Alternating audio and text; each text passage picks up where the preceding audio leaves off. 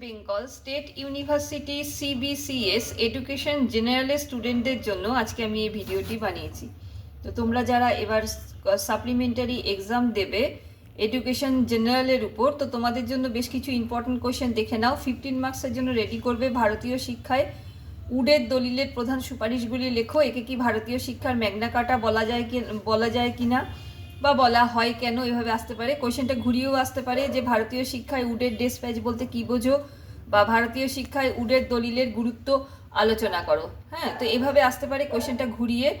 আর এর সঙ্গে second question হিসেবে রেডি করবে রাধাকৃষ্ণন কমিশন বা বিশ্ববিদ্যালয় কমিশন। আবার অনেক সময় ঘুরিয়ে আসে এটা স্বাধীন ভারতের প্রথম শিক্ষা কমিশন ছিল, তো এই কমিশনের মতে উচ্চশিক্ষার লক্ষ্যগুলি আলোচনা করো। এই প্রসঙ্গে গ্রামীণ বিশ্ববিদ্যালয় সংক্রান্ত রাধাকৃষ্ণন কমিশনের সুপারিশগুলি লেখো। এরপরে রেডি করবে 1886 সালের ভারতীয় শিক্ষানীতির প্রধান সুপারিশগুলি আলোচনা করো। তারপর RUSA বা রুসার প্রধান উদ্দেশ্যগুলি লেখো। এই উচ্চশিক্ষার উন্নয়নে এই RUSA বা রুসা যাই বলো না কেন এর উপাদানগুলি লেখো।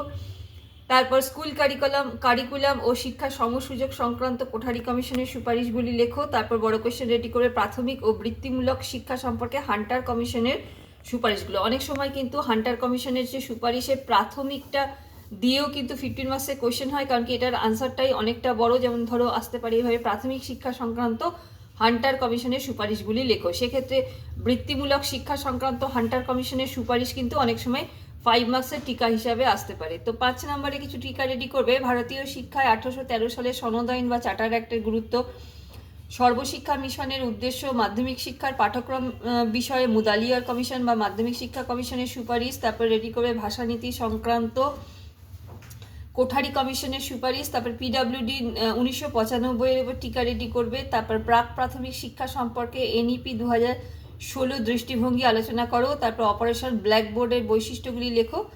আর মুদালিয়ার বা মাধ্যমিক কমিশনের লক্ষ্য বা উদ্দেশ্যগুলি লেখো। তো এগুলো রেডি করো। টপিকগুলো সবকটাই খুব ইম্পর্টেন্ট, যেগুলো 15 মার্কসে দিয়েছি সেখান থেকে অনেক সময় বড় কোয়েশ্চেন না এলেও কিন্তু সেখান থেকে একটা পার্ট কেটে 5 মার্কসের টিকা হিসাবে আসতে পারে। আর যেগুলো 5 নম্বরের জন্য দিয়েছি সেগুলো 5 নম্বরের জন্যই রেডি করবে। আগের বছরের কোয়েশ্চেন পেপারটা মাথায় রেখেই আমি এই সাজেশনটা বানিয়েছি। আর কিছু জানার থাকলে আমার হোয়াটসঅ্যাপ নাম্বার 8697036024, এখানে আমার কাছ থেকে তোমরা জানতে পারো, বা এই ইউটিউব ভিডিওতেও কমেন্ট করতে পারো। আর যারা তোমরা নতুন দেখছো তোমরা অবশ্যই কিন্তু চ্যানেলটাকে সাবস্ক্রাইব করো।